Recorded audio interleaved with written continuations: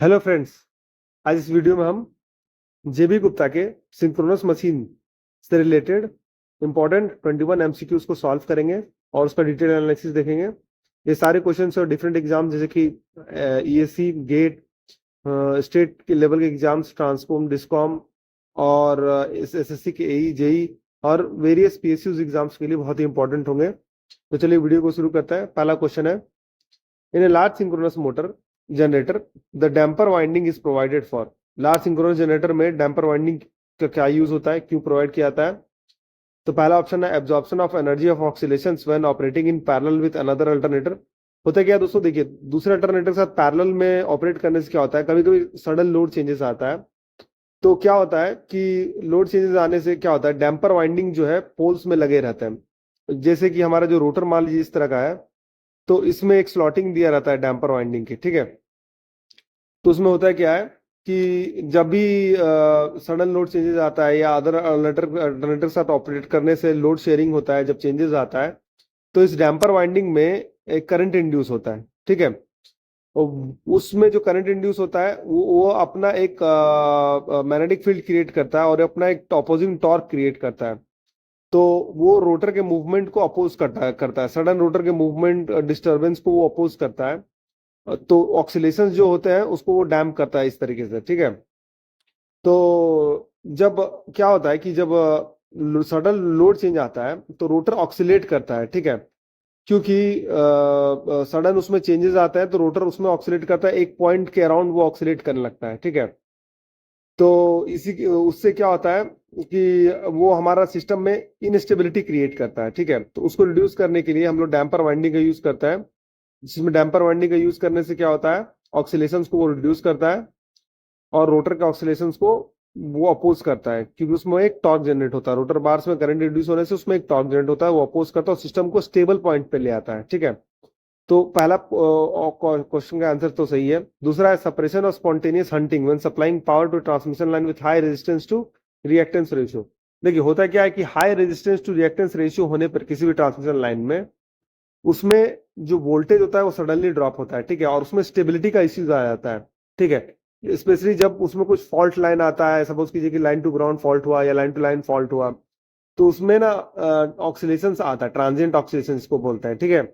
तो उसके केस में क्या होता है कि अगर डैम्पर वाइंडिंग प्रोवाइडर होता है तो अगेन वो क्या करता है, इंस्टेंटेनियस हंटिंग वही ऑक्सीलेशन होता है, उस हंटिंग को वो अपोज करता है क्योंकि उसके रोटर बार्स में करंट इंड्यूस होता है।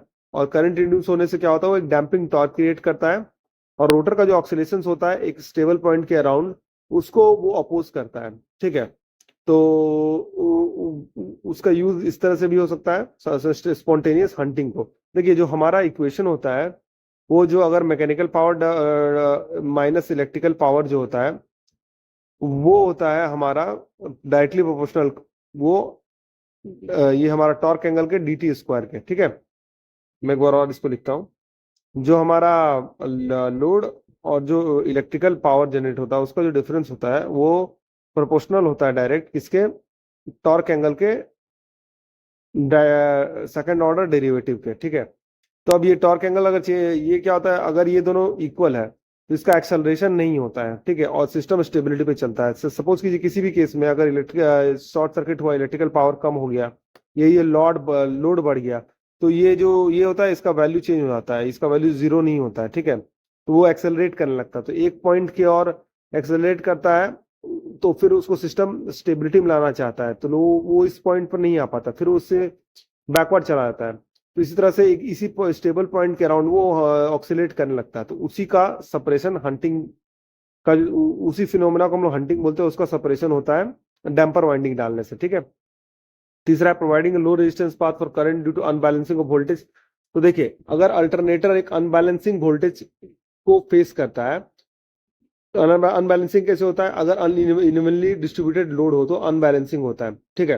तो क्या होता है कि रोटर का जो मैग्नेटिक फील्ड है वो ऑक्सीलेट करने लगता है, ठीक है, फिर वो स्टेबल नहीं रहता अगर अनबैलेंसिंग हो तो। क्योंकि आपको पता है कि जो उसका जो वाइंडिंग्स होता है अल्टरनेटर का, आर्मेचर का जो वाइंडिंग होता है वो डिस्ट्रीब्यूटेड वाइंडिंग होता है थ्रू आउट द फेज में। अभी क्या अनबैलेंसिंग आने के चलते क्या होता है कि जो उसका मैग्नेटिक फील्ड है वो भी अनबैलेंस हो जाता है, यूनिफॉर्मली डिस्ट्रीब्यूटेड है, इक्वल वोल्टेज आ रहा है, फेज और टाइम दोनों में इक्वली स्पेशियल अपार्टेड है 120 डिग्री से, तो उसमें क्या होता है, एक balance balance magnetic field generate होता है। लेकिन मान लीजिए अनबैलेंस वोल्टेज आया तो ये मैग्नेटिक फील्ड जो है वो डिस्टर्ब हो जाता है। तो वो डिस्टर्ब होता है तो इसका मतलब है क्या कि रोटर का भी मैग्नेटिक फील्ड डिस्टर्ब हो जाता है। तो उससे क्या होता है कि एक पर्टिकुलर पोजीशन के अराउंड वो हंटिंग करने लगता है।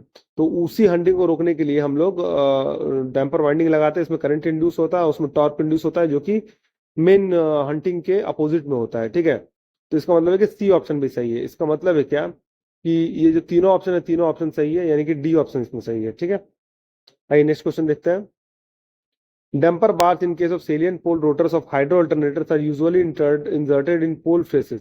पोल फेसेस में क्यों रिड्यूस डाला जाता है? तो डैम्प आउट रोटर ऑक्सीडेशन हमने देखा था, transient state owing to sudden change in load condition, sudden change in load condition के लिए होता है।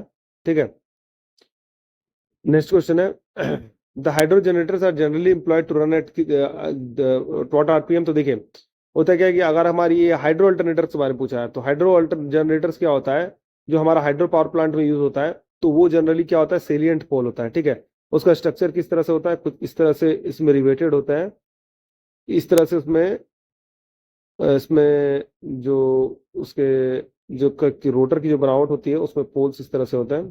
ठीक है, सिमिलरली इधर होता है। तो इसमें क्या होता है दोस्तों कि इसकी जो स्पीड होती है जनरली बहुत कम होती है। ठीक है, जो हमारा टर्बो अल्टरनेटर होता है वो उसकी जो बनावट होती है वो सिलिंड्रिकल रोटर टाइप होती है।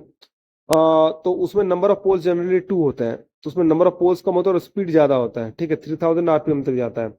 लेकिन इसमें नंबर ऑफ पोल्स ज्यादा होता है तो इसमें स्पीड बहुत कम होता है। तो इसका जो स्पीड एक्चुअली जनरली होता है वो होता है 500 आरपीएम पे। ठीक है, इसमें इसका जो बनावट आप देखेंगे दोस्तों, तो यहाँ पर डैम्पर वाइंडिंग लगी रहती है उसके पोल के फेसेस पे, यहाँ पर फील्ड वाइंडिंग माउंटेड होती है। ठीक है, यहाँ पर फील्ड वाइंडिंग माउंटेड होती है और इस पर्टिकुलर पोर्शन को हम लोग पोल शू बोलते हैं। ठीक है, पोल शू, तो ये इसका स्ट्रक्चर होता है। नेक्स्ट क्वेश्चन देखते हैं। The salient pole rotors have, salient pole rotor का क्या होता है, 2 और 4 projecting poles carrying the field coil, large number of projecting poles carrying the field coil, बिल्कुल सही, ज्यादा नंबर ऑफ पोल्स होता है। Thick steel lamination riveted together and fixed to the rotor by dovetail joint, अभी हम लोग देखेंगे dove tell joint कैसा होता है। और pole faces usually provide with slot of damper winding, ये भी सही है। तो एक को छोड़ के बाकी सब सही है, 2 और 4 नहीं होते, बहुत ज्यादा होते हैं। ठीक है, पोल्स। अभी देखिए डोव टेल जॉइंट क्या होता है, तो डोव टेल जॉइंट इस तरह से करते हैं, कभी वुडन स्ट्रक्चर्स में भी हम लोग देखते हैं दोस्तों, घर के फर्नीचर्स में भी कभी कभी डोव टेल जॉइंट को यूज किया जाता है।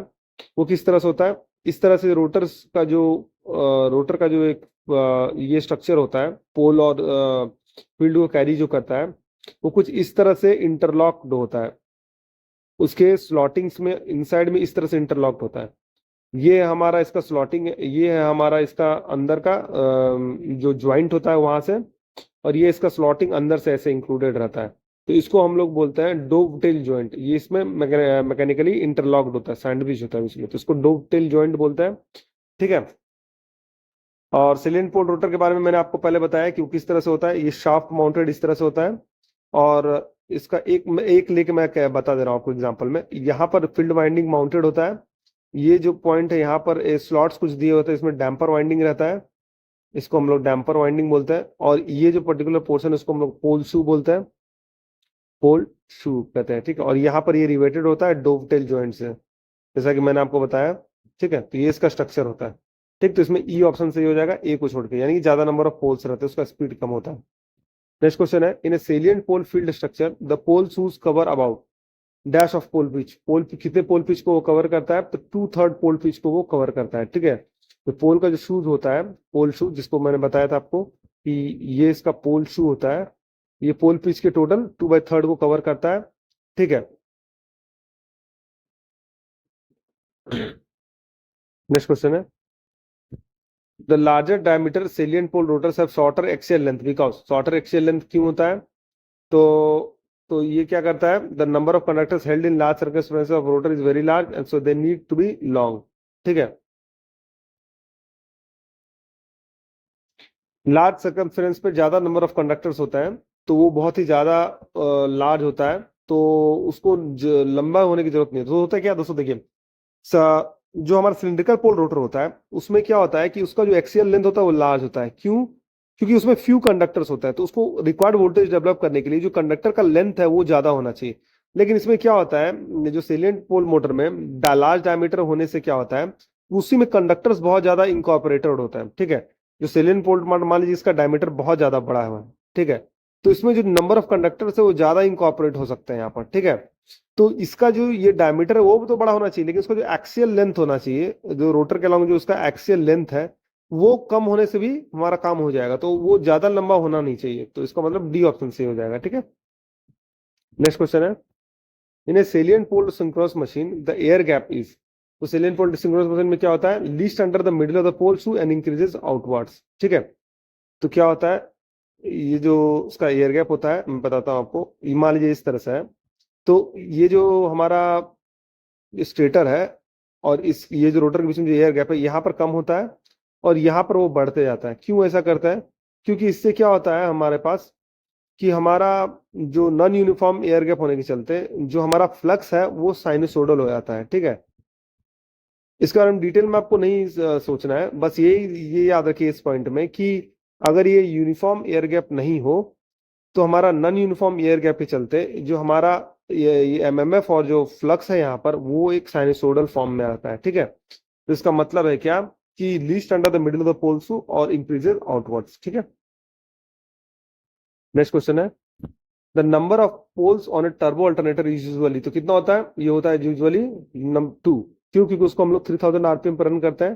तो आपको एनएस के फॉर्मूला से पता है कि NS is equal to 120 F/P होता है, यानी कि 120 into frequency 50 divided by P number of poles, अगर 2 रहने से इसको आप डिवाइड कीजिएगा तो वो 3000 आरपीएम आएगा। इसी के लिए नंबर ऑफ पोल्स क्या होता है, 2 होता है, ठीक है। यानी 28 का ए ऑप्शन सही है। नेक्स्ट क्वेश्चन है, to obtain sinusoidal flux distribution chamfering of poles is done in, तो क्या होता है शैम्फरिंग, किसमें होता है, सेलिएंट पोल में। शैम्फरिंग को क्या बोलते हैं दोस्तों, देखिए मैंने आपको बताया था कि ये मान लीजिए स्टेटर का सरफेस है और ये इसका रोटर का पोल्स है, तो इसमें क्या होता है शैम्फरिंग का, क्या होता है कि इसके बीच में एयर गैप को ज्यादा रखना सिंपली, और इसके बीच में एयर गैप को यहाँ पर मिडिल के पोर्शन में कम रखना और एजेस में ज्यादा रखना। तो ये इसको हम लोग शैम्फरिंग बोलते हैं, ठीक है। इससे क्या होता है कि हमारा जो एमएमएफ है, जो हमारा जो फ्लक्स है वो जो है वो नन यूनिफॉर्म एयर गैप रहता है, उससे क्या होता है साइनसोइडल डेवलप होता है, और उसके लिए हमें साइनसोइडल ही चाहिए। नन यूनिफॉर्म एयर गैप के चलते एमएमएफ का जो वेव है वो साइनसोइडल हो पाता है, इसलिए हम लोग शैम्फरिंग को करते हैं इसमें, ठीक है। नेक्स्ट क्वेश्चन है, the salient pole rotors are not suitable for high speed turbo generators, क्यों क्यों नहीं होता है, क्योंकि देखिए क्या होता है, इसमें जो सेलिएंट पोल है उसका स्ट्रक्चर कुछ इस तरह से होता है, उसके बाद नेक्स्ट जो इसमें आता है पोल फेस उसका स्ट्रक्चर इस तरह होता है, ये दोनों रिलेटेड, इसके बीच में जो एयर गैप होता है दोस्तों, ठीक है। तो उसमें क्या होता है, अगर ये हाई स्पीड से रोटेट करे तो उसमें मैकेनिकल स्ट्रेस डेवलप हो सकता है, इसके बीच में मैकेनिकल स्ट्रेस डेवलप हो सकता है, और वो हमारा जो ज्वाइंट है रिवेटेड यहाँ से वीक हो सकता है और उसमें फॉल्ट आ सकता है या फिजिकल डैमेज भी हो सकता है। तो हाई सेंट्रीफ्यूगल फोर्स और विंडेज लॉसेस होने के चलते, विंडेज लॉसेस क्यों, क्योंकि इसके बीच में एयर गैप रहता है, तो उसके चलते इसमें विंडेज लॉसेस भी होने के चांसेस है, ठीक है, रोटर के हाई स्पीड मूवमेंट से। इसलिए हाई स्पीड टर्बो जनरेटर्स के लिए ये सेलिएंट पोल रोटर जो है वो सुटेबल नहीं है, ठीक है। नेक्स्ट क्वेश्चन है, in turbo alternators the smooth cylindrical rotors have very long axial length because, तो उससे क्या होता है, number of conductors being less they have necessary long for generating required voltage. जैसा मैंने आपको बताया था कि सेलिएंट पोल में क्या होता है कि हमारा जो जो हमारा रोटर होता है उसका पोल्स बहुत ही बड़े बड़े होते हैं, इस तरह से पोल शूज बड़े होते हैं और बहुत ज्यादा नंबर्स में इस तरह से होता है, ठीक है। ये बहुत ज्यादा नंबर्स में उसके सेगमेंट्स होते हैं, ठीक है, बहुत ज्यादा नंबर्स में होता है, तो उसमें जो कंडक्टर्स होते हैं वो हमारा बहुत ज्यादा माउंटेड कर सकता है, ईच पोल फेस में हम लोग बहुत सारे कंडक्टर्स को माउंट कर सकते हैं इस तरह से, ठीक है। तो बहुत सारे कंडक्टर्स रहते हैं, तो ये तो हमारा फायदा हो गया सेलिएंट पोल में। लेकिन टर्बो अल्टरनेटर जनरली क्या होता है, उसको हम लोग सिलिंड्रिकल ये में रखते हैं, तो इसमें जो हमारा नंबर ऑफ कंडक्टर्स है वो लिमिटेड है, ठीक है, इतने नंबर ऑफ कंडक्टर्स ही इसमें हो सकते हैं। तो अब हमको रिक्वायर्ड वोल्टेज अगर जनरेट करना है, क्योंकि हमारा जो रिक्वायर्ड वोल्टेज वो जनरली केवी के रेंज में होता है दोस्तों अल्टरनेटर केस में, तो इसका मतलब है क्या कि उसके लिए इसके इसके एक्सियल लेंथ को हमें लंबा रखना पड़ता है, ठीक है। तो लार्ज नंबर ऑफ कंडक्टर्स कम होते हैं, तो ज्यादा लंबा होना चाहिए रिक्वायर्ड वोल्टेज जनरेट करने के लिए, ठीक है, लॉजिकल है ये। नेक्स्ट क्वेश्चन है, in cylindrical rotor the portion of dash portion of rotor is bound, कितना पोर्शन रोटर का बाउंड किया जाता है, तो वो 2/3 पोर्शन ऑफ द रोटर को बाउंड किया जाता है। और 1/3 किसके लिए रखा जाता है दोस्तों? 1/3 रखा जाता है डैम्पर वाइंडिंग के लिए, ठीक है। ये जो पूरा सरफेस है उसमें 2/3 कंडक्टर को जो है हमको वाउंड करना पड़ता है और 1/3 कंडक्टर को हमें डमी रखना पड़ता है डैम्पर वाइंडिंग्स के लिए। डैम्पर वाइंडिंग का यूज क्या होता है? हंटिंग के लिए यूज करते हैं हम लोग, है ना। तो ये 2/3 हो गया, ठीक है। नेक्स्ट क्वेश्चन है, the maximum possible speed at which alternator can be driven to generate 50 hertz 4000 volt is. तो मैक्सिमम स्पीड क्या हो सकता है दोस्तों?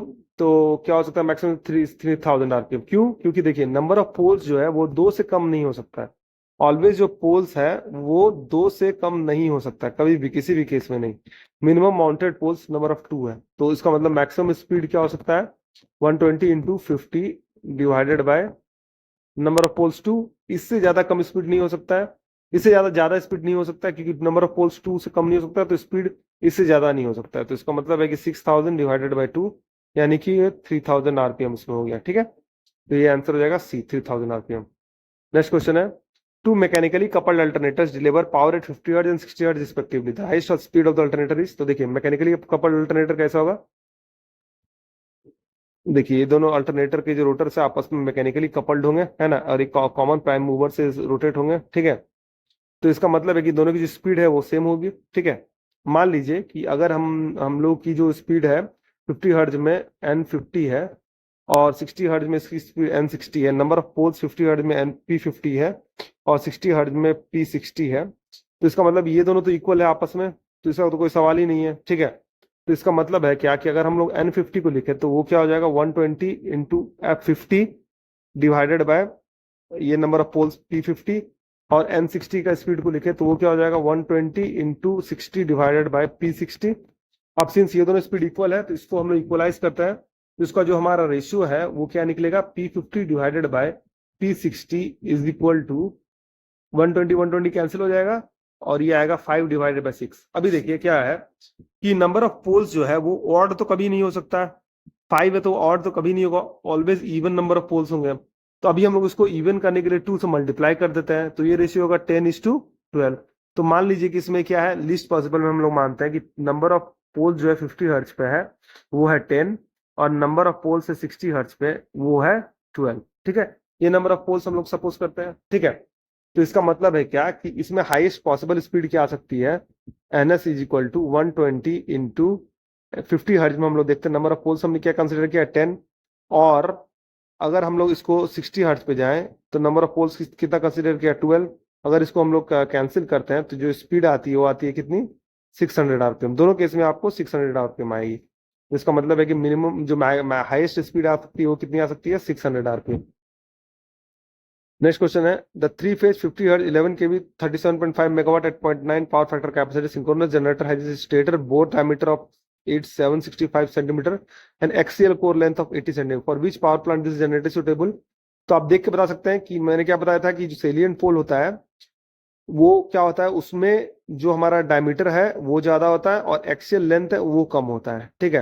ये डायमीटर बहुत बड़ा होता है और एक्सियल लेंथ कम होता है, तो ये सेलियंट पोल के लिए है। यहाँ पर डायमीटर है 765, यानी ये लेंथ बहुत बड़ा है, और एक्सियल कोर लेंथ है ये बहुत कम है। इसके कंपेरिजन में ऑलमोस्ट 10 टाइम्स का डिफरेंस है। तो इसका मतलब ये किसके लिए होगा? सेलियंट पोल होगा। सेलियंट पोल कहाँ यूज होता है? हाइड्रो इलेक्ट्रिक पावर प्लांट में, स्लो मूविंग में, ठीक है। इसका मतलब इसमें बी ऑप्शन सही हो जाएगा, ठीक है। नेक्स्ट क्वेश्चन देखते हैं, the most appropriate operating speeds in RPM of generators used in thermal, nuclear and hydropower plants will be। तो देखिए इसमें सबसे पहले इम्यूलेट कीजिए कि हाइड्रो पावर प्लांट के लिए हमको लो स्पीड होता है, इसको मतलब थर्ड ऑप्शन में लो स्पीड होना चाहिए। थर्ड ऑप्शन लो स्पीड कहाँ कहाँ है? यहाँ है और यहाँ है, यानी ये दो ऑप्शन को इलिमिनेट कीजिए। उसके बाद देखिए थर्मल और न्यूक्लियर में क्या है, तो ऑलमोस्ट थर्मल न्यूक्लियर में इक्वल होता है और वो बहुत ही हाई स्पीड में होता है, जनरली 3000 आरपीएम में होता है। तो ये दोनों ऑप्शन हाइड्रो और थर्मल और न्यूक्लियर के लिए होंगे सही। इसका मतलब बी ऑप्शन सही हो जाएगा, ठीक है।